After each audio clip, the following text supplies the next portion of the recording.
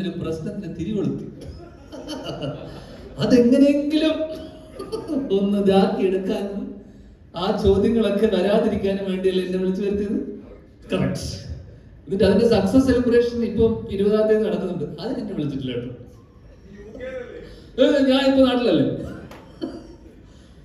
അപ്പോ എന്തായാലും അനൂപേട്ടന് തുടങ്ങാം.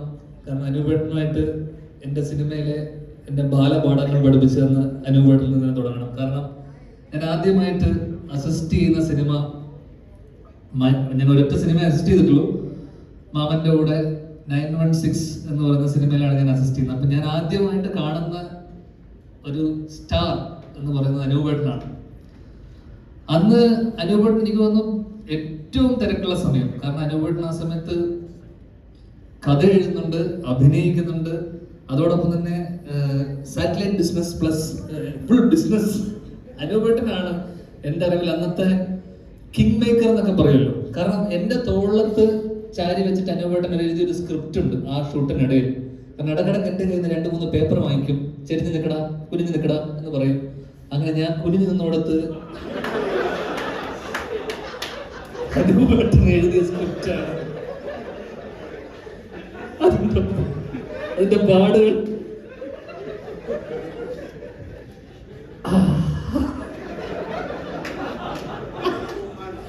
ആ സിനിമയാണ്. അതുകൊണ്ട് മറന്നോ? ആ സിനിമയാണ് ട്രിവാൻഡ്രം ലോഡ്ജില്ലേ, ഡേവിഡ് ആൻഡ് ഗോളിയാത്ത്.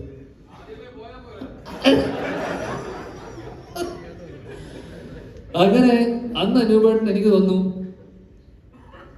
ഇത് എത്രത്തോളം സത്യമാണെന്ന് അറിയില്ല, പക്ഷെ ഞാൻ ഇപ്പോഴും വിശ്വസിക്കുന്നത്, കാരണം ലാൽ സാറിനെക്കാളും മമ്മൂക്കയെക്കാളും അന്ന് ഏറ്റവും ശമ്പളം വാങ്ങിച്ചിരുന്ന നടൻ അനൂപ് മേനോനാണ്. സത്യമല്ലേ? സത്യം സത്യം സത്യം സത്യം സത്യം. ഇപ്പോഴും അങ്ങനെ തന്നെയാണ് നടൻ. കാരണം അനൂപേട്ടൻ അന്നൊരു പാക്കേജ് ആയിരുന്നു എൻ്റെ അറിവിൽ. കാരണം റൈറ്റിംഗ് പ്ലസ് ലൈക്ക് ബാക്കിലുള്ള ഡയറക്ഷൻ പ്ലസ് അഭിനയം പ്ലസ് സാറ്റലൈറ്റ് ബിസിനസ് എല്ലാം അനൂപേട്ടൻ അത് നോക്കിക്കോളും. കാരണം എനിക്കൊന്ന് ഡേവിഡ് ആൻഡ് ഗോളിയാത്തിന്റെ കാര്യം അനൂപേട്ടൻ എന്നോട് പറഞ്ഞിട്ടുണ്ട്. കാരണം ആ സിനിമ ചെറിയൊരു ബജറ്റിൽ ഉണ്ടാക്കുന്നു, അതിന്റെ ഇരട്ടി തുകയ്ക്ക് വിൽക്കുന്നു.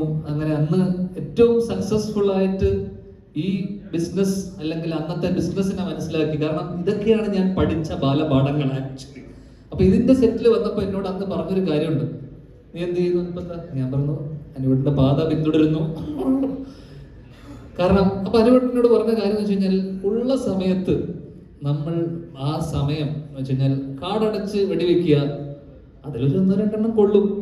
ആ കൊള്ളത് കണ്ടു കഴിഞ്ഞാൽ പിന്നീട് ഒരു നടനെ സംബന്ധിച്ചിടത്തോളം പിന്നീട് ഒരു 10 സിനിമയും കൂടെ കിട്ടും. അപ്പൊ ഈ പാഠങ്ങളാണ് ഞാൻ അന്ധകാലം തൊട്ട് ഇന്നേ ദിവസം വരെ ഞാൻ അപ്ലൈ ചെയ്യുന്ന കാര്യം. അനൂപ് മേനോൻ എന്ന് പറയുന്ന നടനെ ഫോളോ ചെയ്ത് വരികയാണ് ഞാൻ. സത്യമായിട്ടും ഈ ധ്യാൻ ശ്രീനിവാസൻ അരങ്ങൊഴിഞ്ഞ ഒരു സദസ്സിൽ ആരെന്ത് പറഞ്ഞിട്ട് ഒരു കാര്യമില്ല. എടാ ഞാൻ സേഫ് ആയതല്ലേ, ഞാനും എല്ലാം സംസാരിച്ചിട്ടാണ് നീ കയറുന്നതെങ്കിൽ ഇതൊന്നും ആയിരിക്കില്ല എന്റെ അവസ്ഥ. ഇദ്ദേഹം പറഞ്ഞത് ശരിയാണ്. അദ്ദേഹം ആദ്യമായി അസിസ്റ്റന്റ് ഡയറക്ടറായ സിനിമയുടെ നായകനാവാനുള്ള ഭാഗ്യം ലഭിച്ച ഒരാളാണ് ഞാൻ. ഇവൻ ആ സമയത്ത്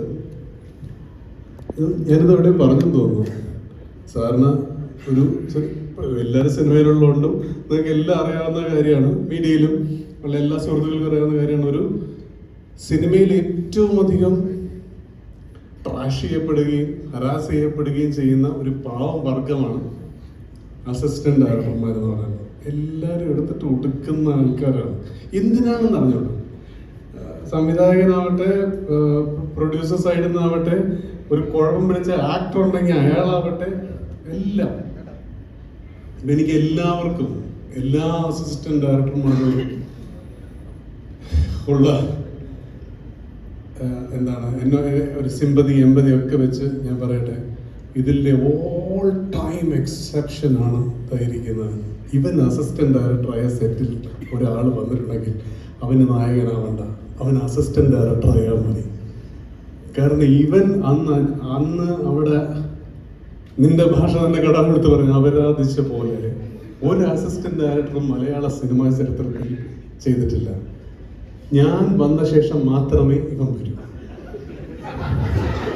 അത്രേ ഉള്ളൂ. തലേദിവസം ക്ഷീണം ഒരു കാര്യം. പിന്നെ ഇവന് എനിക്ക് ഓർമ്മ വേങ്ങേരിയോ എവിടെയാണ് നമ്മള് ഇവൻ അപ്പുറത്ത് എന്താണ് തൊണ്ടയാട് ബൈപ്പാസിൽ കാറിടും എന്റെ പ്രൊഡക്ഷൻ വണ്ടി. എന്നിട്ട് ഇവിടുന്ന് വിളിച്ചു ചോദിക്കും മറ്റവൻ വന്ന ഏതാ അനൂപ്മേനോ. അപ്പൊ അവിടുന്ന് അവൻ വന്നെന്ന് പറഞ്ഞാൽ വരും. എന്നിട്ട് വന്നിട്ട് അനുവിട്ടാ എന്നൊക്കെ പറഞ്ഞിട്ടുള്ള പരിപാടി. അപ്പൊ നമുക്കറിയാം ഇവന്റെ വിളിയൊക്കെ നമ്മൾ കേൾക്കുന്നുണ്ട്. ഉച്ച വരെയൊക്കെ ഇവൻ പണിയെടുത്തു എന്ന് വരുത്താൻ വേണ്ടി കാണിക്കുന്ന ചില ഇതുണ്ട്. അപ്പൊ നമുക്ക് അന്നേ അറിയാം ഇത് ഇവിടെ ഒന്നും നിൽക്കുന്ന ഒരു സാധനമായിരിക്കില്ല. ഇവൻ പടർന്ന് പന്തലിച്ച് ഇപ്പൊ എന്താണെന്ന് ഹോട്ട് കേക്ക് എന്നൊക്കെ പറയുന്ന ഒരവസ്ഥയിലേക്ക് എത്തുമെന്ന് നമുക്ക് അന്നേ അറിയാം. കാരണം ഇവൻ ഇതല്ലാതെ വേറെ ഒന്നും ആവാൻ കഴിയില്ല.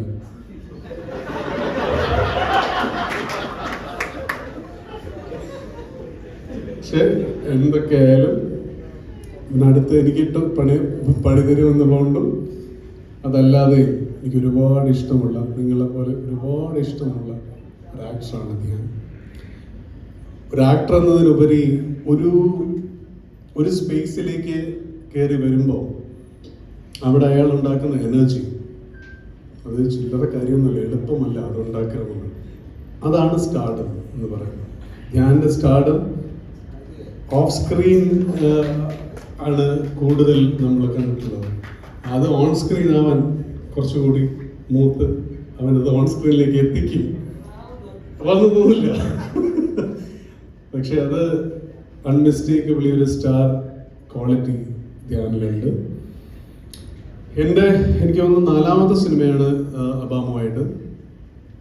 അബാം ഷീ ടാക്സി